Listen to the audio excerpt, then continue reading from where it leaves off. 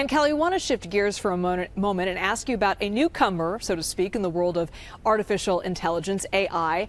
A startup out of China called DeepSeek has U.S. big tech in a panic this morning. What's happening there?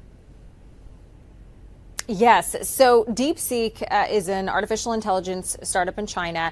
And over the weekend, they released an AI model that everyone is buzzing about in the Silicon Valley community. They're saying that it is as good or maybe just a little bit behind models that we have seen from OpenAI, which is certainly at the forefront of this type of technology. And the really interesting thing is that the company is claiming that they were able to develop this technology much quicker and much cheaper than any of the other products on the market. So they were able to develop this technology, they're saying, for $6 million versus we have seen figures for AI in America where it's $100 million to $1 billion.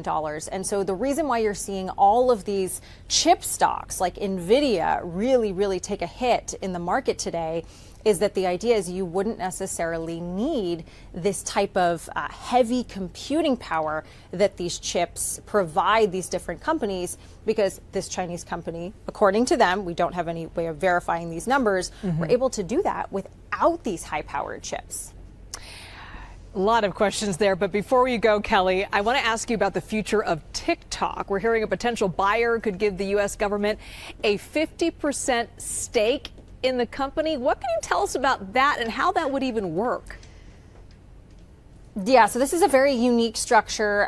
This is a bid put forth by Perplexity AI. They are an AI search company, and it would be a merger rather than a takeover. And this new company at some point in the future would go public, and the U.S. government would get a 50% stake.